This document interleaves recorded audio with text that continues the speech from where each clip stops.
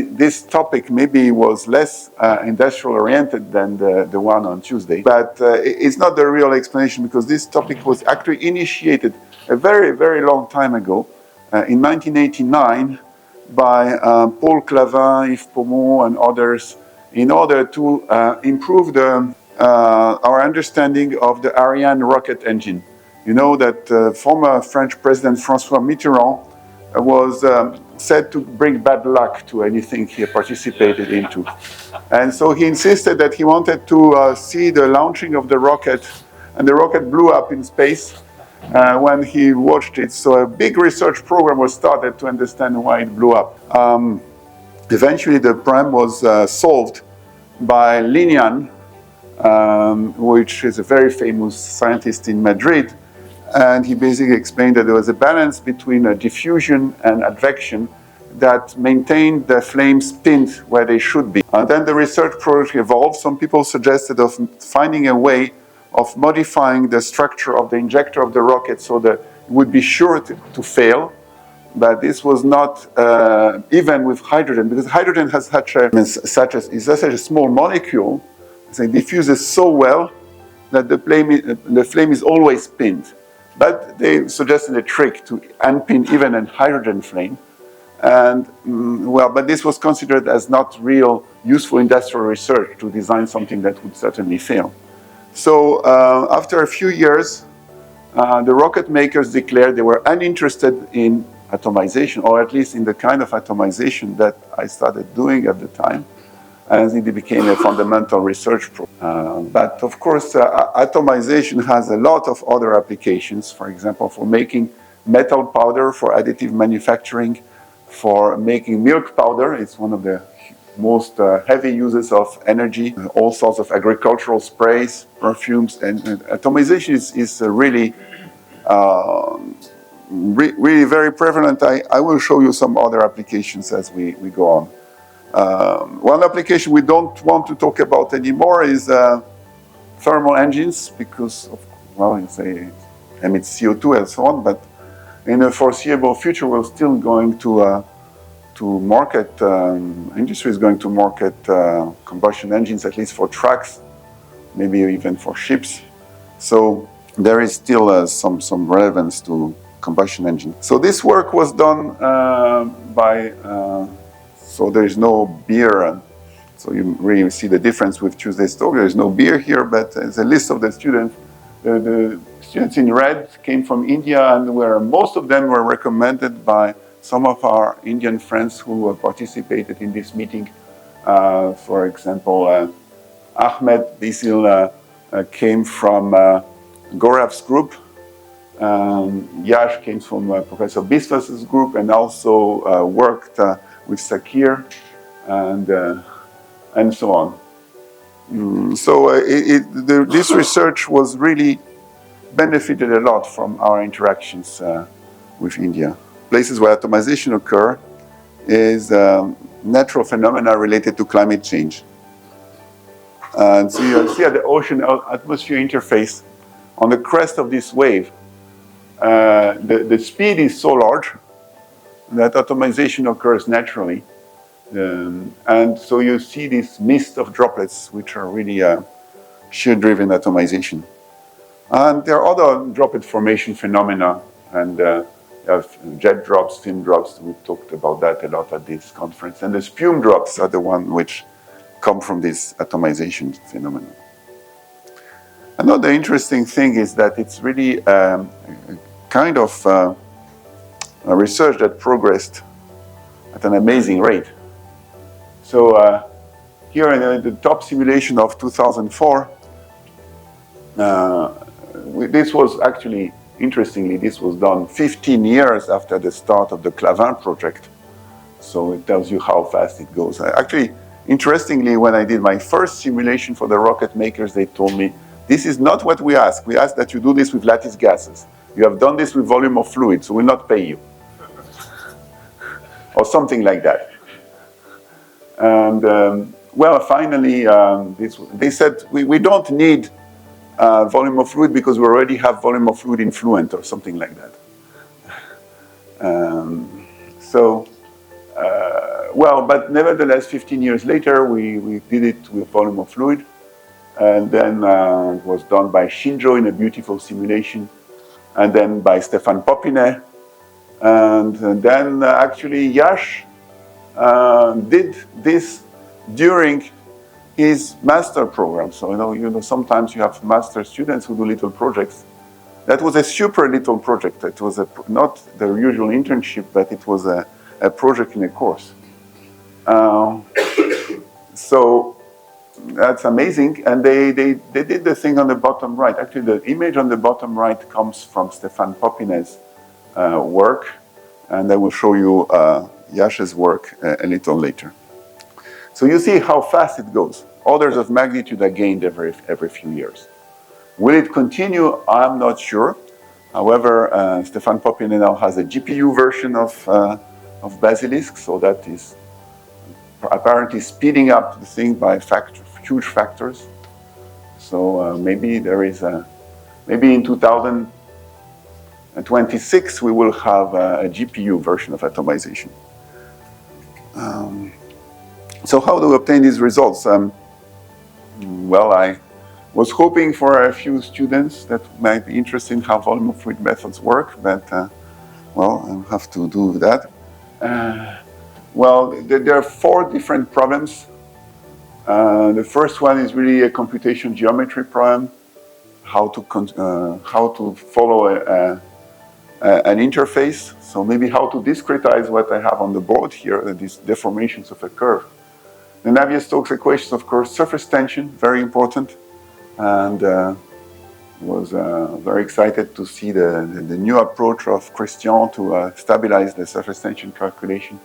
And finally, variable viscosity and density. Of course, these are air-water flows or sometimes even gas-liquid metal flows, as on Tuesday, and then density ratios can be enormous. Can you really do density ratios of 10,000?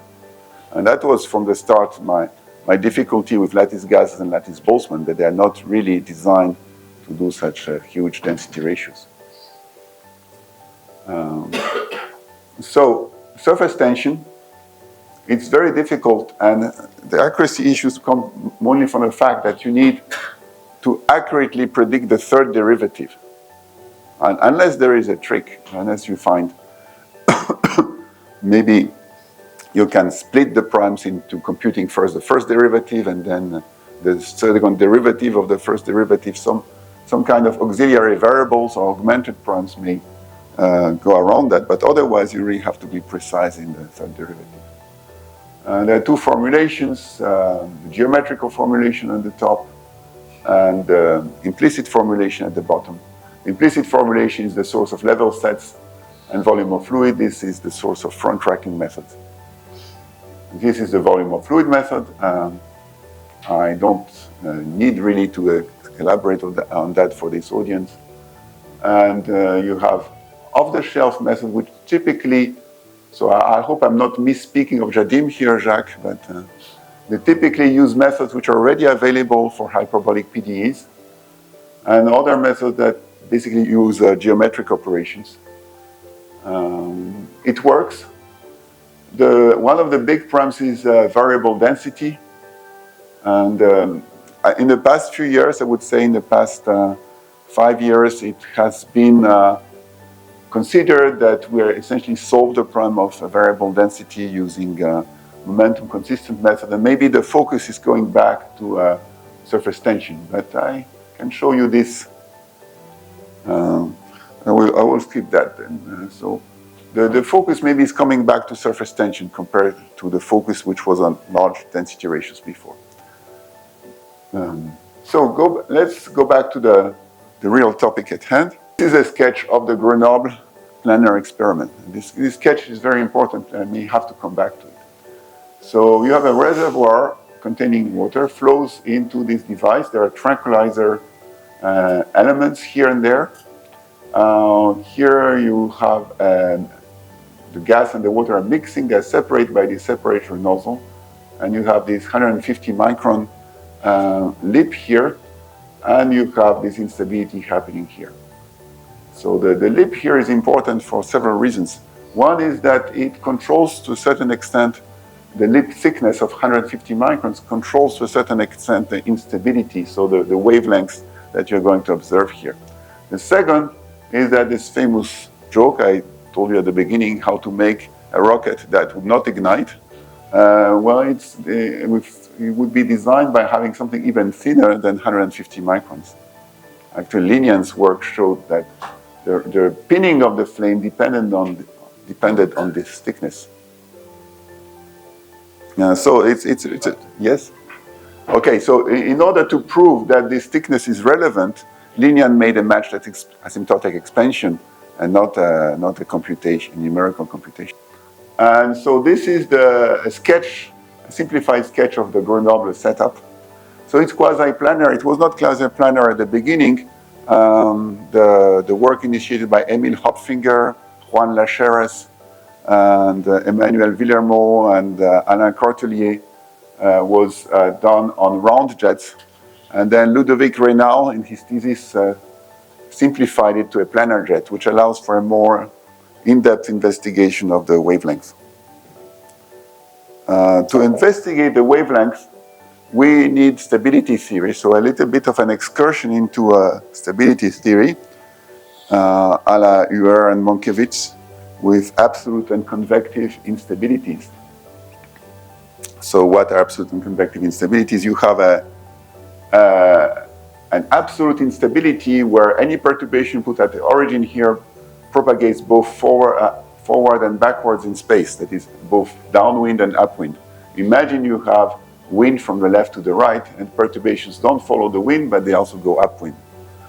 So then what happens is the whole system becomes synchronized, and you have a well-defined oscillator frequency or a global mode.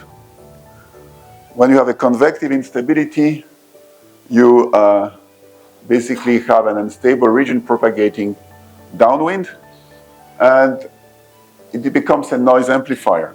What you observe depends on the noise you put in. Of course, some frequencies are more amplified than others, but essentially you can see all frequencies. The analysis of the jet depends again on the separator plate. The separator plate will create a wake, and the shape of this flow, and in particular the strength of the wake flow, controls the instability. So Otto, Rossi, and Buck have introduced the wake flow correction, which a graphic I've sketched here. So the wake flow correction included in the curve in red. And basically this parameter delta D, which tells you when it's 0, there's a full wake, and when it's 1, there is no wake left. Okay? So then you perform Orr-Sommerfeld stability theory based on a flow with a delta D. And you have, of course, many parameters, viscosity ratios, density ratios, etc. And we usually select one parameter to see what happens, and this parameter is the famous momentum ratio, rho gas, U gas squared over rho liquid, U squared. There is no magic that says that this is the only parameter. This is just the main one we have been looking at. Nothing proves that other parameters play no role. It's not true. Yes? Very good question. Yes. Is it a classical Kelvin-Helmholtz instability? I remember, I gave a similar seminar in Cambridge, UK, and people asked me, why don't you call this Kelvin-Helmholtz rollers or whatever? Yes. Well, there are many explanations, and I don't have the most fun ones. The most fun ones explain that Kelvin-Helmholtz is essentially a 19th century concept based on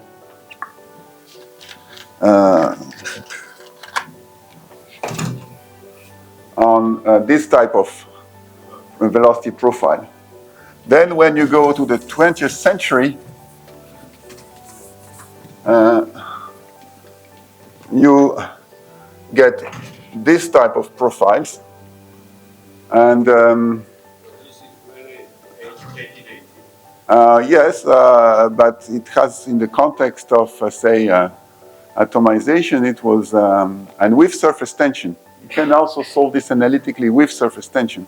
So I don't think Rayleigh did that with surface tension. Chandrasekhar did it with, to a great extent, and what was very much promoted by Villermo in the 20th century. And in the 21st century, we have matched error function profiles, and we solved the full viscous flow.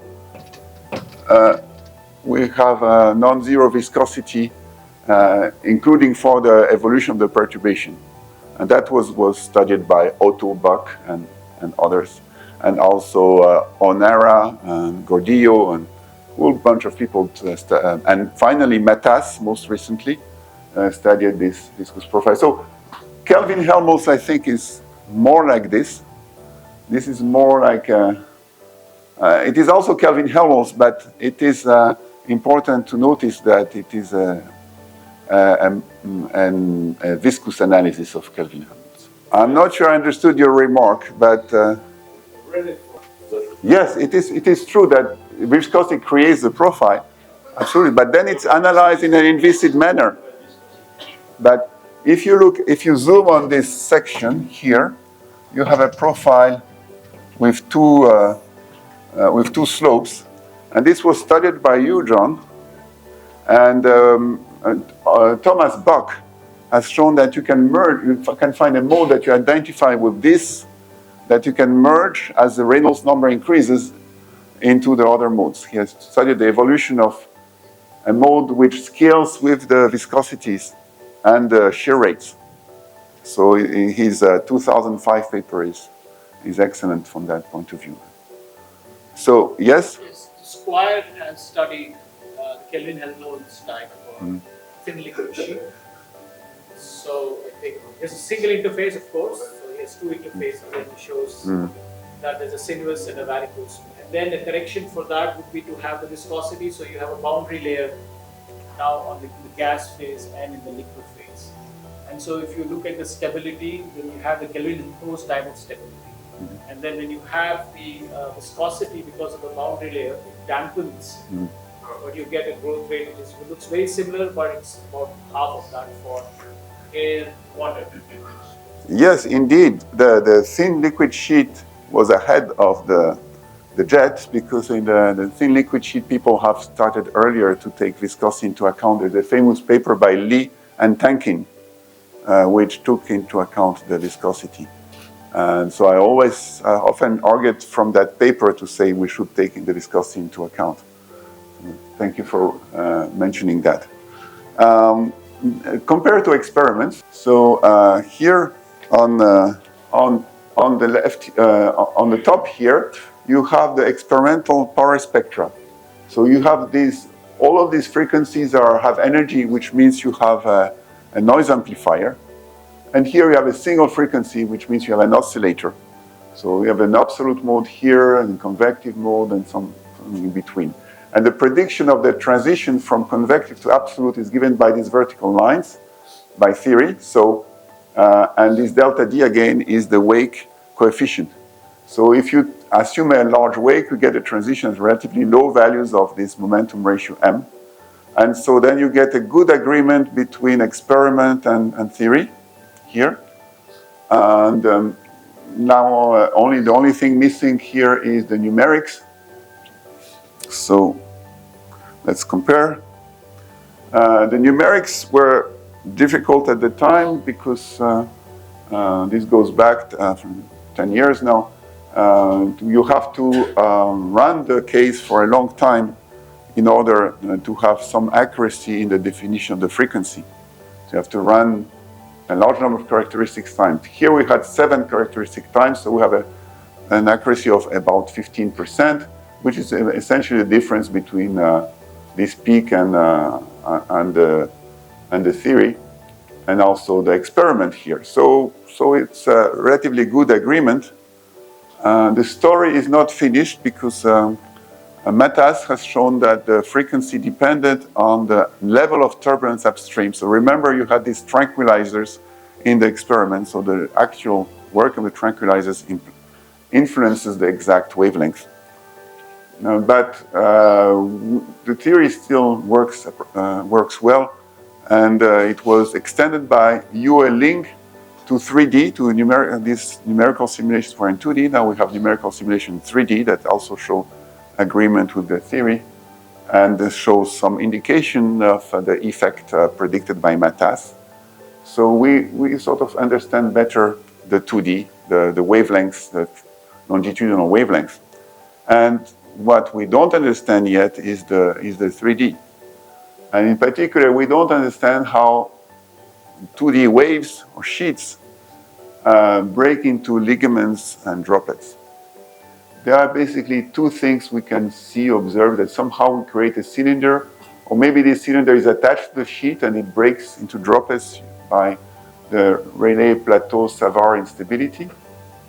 That was suggested by Dombrowski and Johns. There was a fantastic study by Boruiba and Wang for a jet impinging on a target, so creating this expanding liquid sheet that I discussed with some of you during dinner. And the other mechanism is hole formation.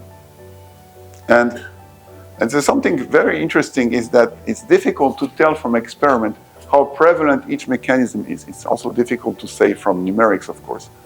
And I have the suspicion that something like when Reynolds started his experiment, like more than 20 years ago, people thought this was a minority mechanism. But now when you look at experiments more carefully, you tend to see that this is much more prevalent than was initially thought. So going back to numerics, you can use adaptive grids. And this is helped with Basilisk, which allows massively parallel octree grids. So this is a quad-tree grid, actually. It's a 2D version of the octree grid. And the efficient way to put that into a computer memory is to use this Z-ordering curve. So that's the major secret of the computer working of Basilisk. So we have a very efficient, massively parallel method, and we can study some examples. So we go back to this pulse jet, which I showed at the beginning. I showed the various progress in the pulse jet. It looks like this. So this is the simulation performed by Raphael Villiers and Yash Kulkarni during my numerical methods. Of course, I cheated, or they cheated, I don't know, because I gave them access to a supercomputer as an exercise for the course. Okay, so you can see a hole forming here. And so the bottom plane contains the velocity, I think, and the side plane contains the vorticity. And the color on the interface is the velocity. So the bottom plane must be rather the grid refinement.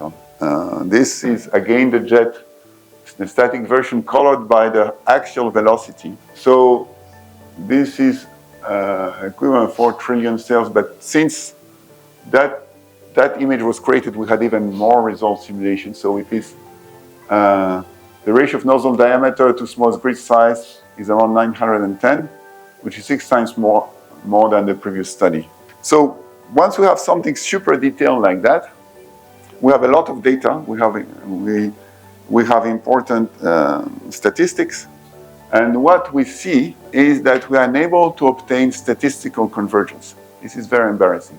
If you do a very, very big simulations, for example, a molecular dynamic simulations with zillions of molecules, you cannot hope to achieve what's called trajectory convergence.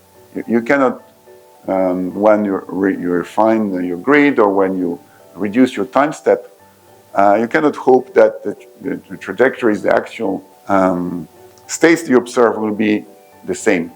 But you can hope they will be statistically the same. If you do molecular dynamics, you will predict the same value of the viscosity with two different molecular dynamic simulations. So here in atomization, you would also like to have statistical convergence. When you do turbulence flow, it's relatively easy to obtain statistical convergence on quantities like the kinetic energy. It's harder to obtain statistical convergence on quantities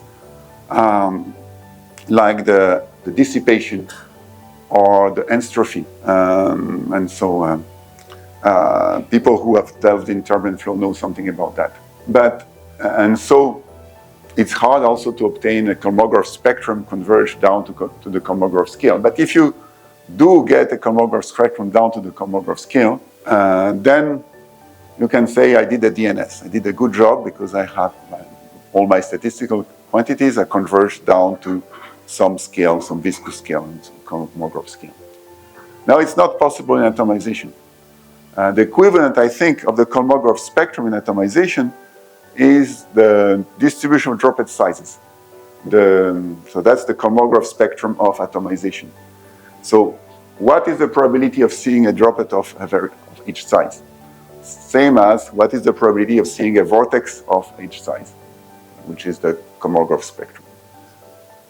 And it turns out that this spectrum is not converging. So why is that? This is essentially because of the breakup of thin sheets, which is not correctly represented. So if we watch how thin sheets are broken, here we see the green arrows show a very simple phenomena where a droplet from generated early in the simulation breaks and make a hole. And here we have another phenomenon like this. This is fine, but we don't always have droplets available to break the thin sheets. At the beginning of the phenomenon, there is no droplet available. So how are holes formed? This is a case where the droplet hits the sheet and the sheet sort of heals. There's no hole being made. Eventually, one thing that we notice is that there are also bubbles trapped into the jet. So this is a cut perpendicular to the axis. So what you see here is the inside of the liquid jet. The color here is the curvature. So red means positive curvature, and so positive curvature is the curvature of droplets. Blue means negative curvature. So negative curvature is the curvature of yes, air bubbles. So we have air bubbles inside. The air bubbles may promote the breakup of the sheets. Actually, I have this iconoclast theory, or maybe nobody was shocked when I expressed it, so maybe it's not iconoclast, that if you look at the Grenoble experiment, they recycle the water in the reservoir. They recycle the water in the reservoir. So whatever comes out of here is recycled here. So it's really sizzling with bubbles. And you can show that in their case, in the experiment, the sheets break much more easily than in other experiments, such as droplet impact or single droplet atomization. Very interesting to figure out. Yes, that certainly they should redo it. But you know, they do fancy things now. They use X-rays, etc., and they don't worry about these things. I'm just joking. No, I'm going to give a seminar there in Grenoble in May, and I will try to convince them to redo the experiment. Yes, Ratu. In your simulations, where do the air bubbles enter? Is it at the entry region or is it somewhere further down? No, it's downstream, very far from the entry. In my simulation, the jet that enters here is pure. It's pure water. The only perturbation is these oscillations here. It's a pulse jet. So everybody else but us put some turbulence here, kind of synthetic turbulence, fake cosmograph spectrum, a synthesized constant. We decided to put a pulse to sort of reduce the dependence on external perturbations. So, no, the bubbles, they have been created during the evolution of the jet, so they're not available for the first breakups. They happen after a certain time. So, is this a mechanism that suppose you have a very thinned out sheet, and then you have a lot of droplets which are now falling down onto the sheet during this whole atomization process? Yes, it's something like that, yes. And it's like a sheet, if I were to punch a hole through putting a stone, the droplets, if they're very small, yes, odd numbers, they hit, and then puncture the film and form a hole. Is that also? Yes, that's also a mechanism. Yes. Yes, Ratu. This is a side remark, but something I've never really understood and I want to ask. So if you just open the tap in your kitchen at very low flow rates, the jet that comes out is very transparent. You can see through it. Yes. If you increase the flow rate slightly, it becomes milky white in appearance. Yes. And it looks like there is lots of bubbles which make it milky white. So I have never understood where do the bubbles come from. Well, there are some kind of devices in some taps that help the air to mix with the water flow. But that should happen at all flow rates, right? I mean, at low flow rates, you get a very transparent. I don't know. Yeah, I know what you mean. I thought there was a kind of grid in some taps that helps creating that. Then, of course, if your tap is very energetic and it sort of seems to be unstable, the jet seems to be unstable, then maybe it's a mechanism like that. But otherwise, I doubt what I'm showing here is relevant to your tap, frankly. And so you see here the non-convergence I was telling you about. You have a little bit of convergence in the tail region, but here the various colored curves are obtained with different grid resolutions. This is the number of grid points in the diameter of the jet. And clearly you have these two peaks, and both peaks are moved with the grid, so it's really not converging. So no statistical convergence. Well, this is explained by the numerical oscillations of curvature.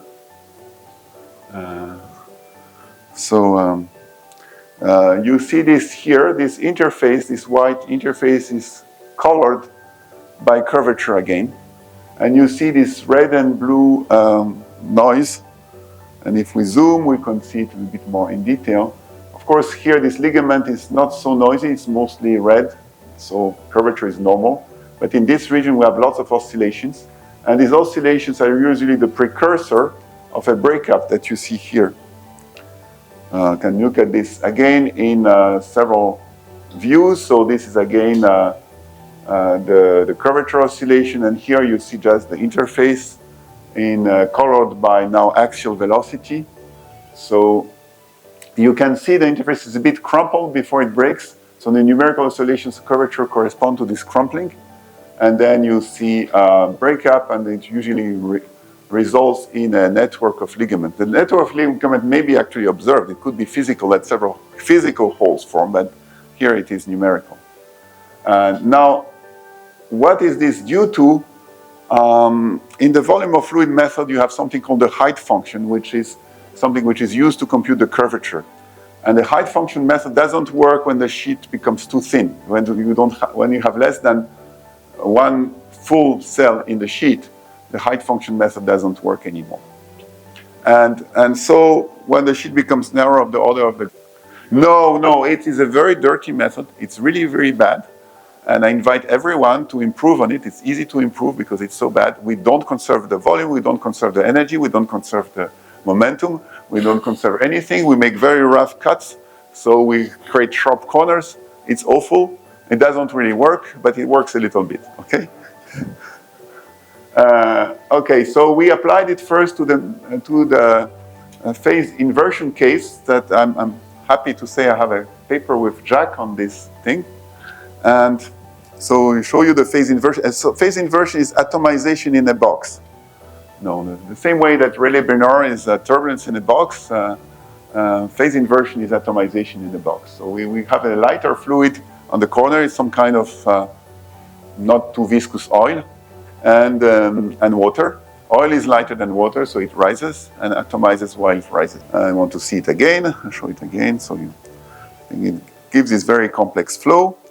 And so, again, here is the same problem. The distribution of droplet sizes does not converge. And so we apply the manifold depth method. So here we color in blue the region that the signature method detected in the sheet. So if you are curious, the signature method is available on the Basilisk website in the sub-site of Leonardo Kirchhoff, who invented that method.